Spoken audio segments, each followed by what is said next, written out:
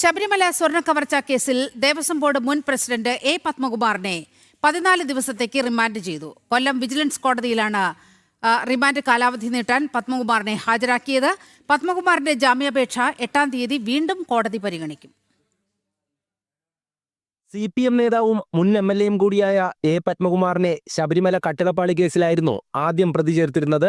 ദ്വാരപാലക ശില്പക്കേസിന്റെ തട്ടിപ്പിലും പങ്കുണ്ട് എന്ന് കണ്ടെത്തിയതിനെ തുടർന്ന് പ്രത്യേക അന്വേഷണ സംഘം ജയിലിലെത്തി പത്മകുമാറിന്റെ അറസ്റ്റ് രേഖപ്പെടുത്തി.